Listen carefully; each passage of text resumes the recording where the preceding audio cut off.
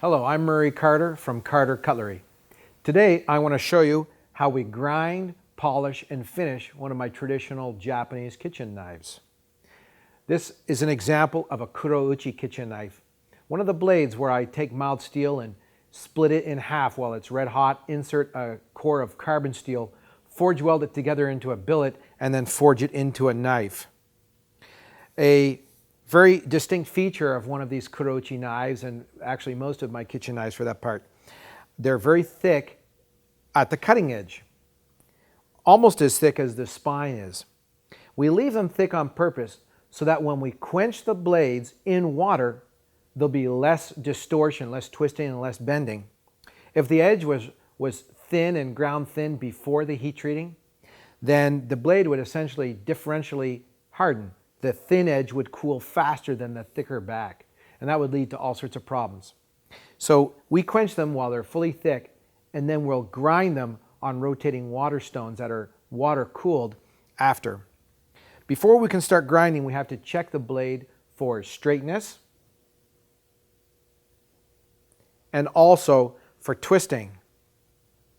And we're going to have to make adjustments as necessary. In fact, during this sharpening or grinding procedure, we'll probably come back to our little straightening section 3 or 4 times to make sure that the blade is as perfect as we can make it. It's really important to have a good source of natural light to be able to look at your blades with discernment before you grind them. Okay, now I'm satisfied with the straightness of the blade. We'll go over and take a look at these rotating water stones that I mentioned. I'm standing here at one of our 2 rotating water stones, and with a little bit of practice, they're not that difficult to use. Actually, 95% of the difficulty in using these stones is in knowing how to properly maintain them so that they rotate nice and true.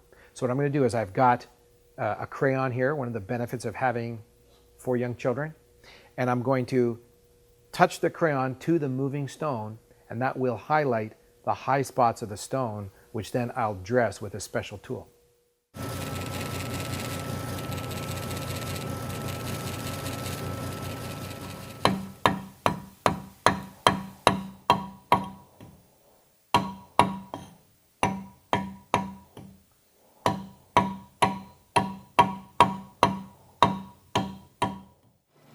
So first we're going to grind the geometry of the secondary edge on both sides.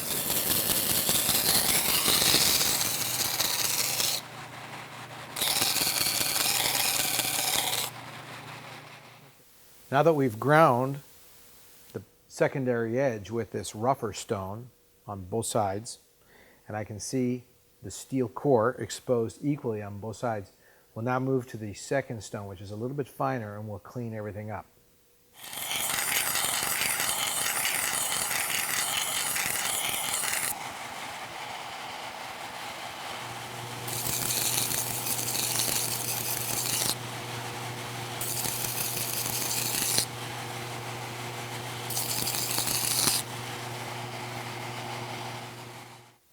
I've ground all the way down on both sides and formed an edge. I have a little bit of burr, and we can actually tell a lot about the metallurgy of the blade by how the burr sounds when we string it with our fingers.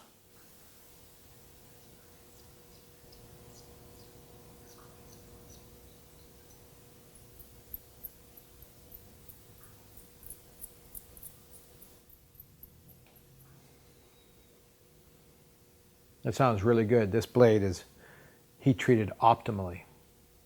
Now we'll pretty everything up and polish it all up, and then I'll grind the primary edge by hand and get it absolutely scary sharp.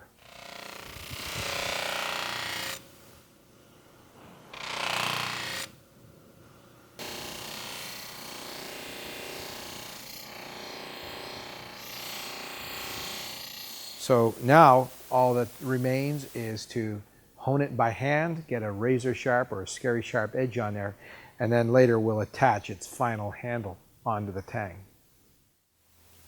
We'll start by grinding a new primary edge with our rough 1000 grit stone.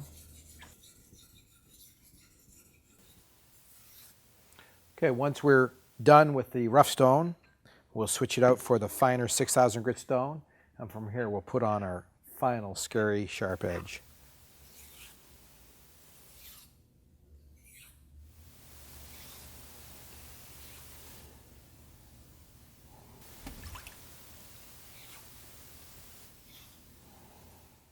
Now at this point, the blade is essentially done. All that we need to do is attach a handle, oil up the blade, and put it in our showroom. This is Murray Carter with Carter Cutlery saying, stay sharp.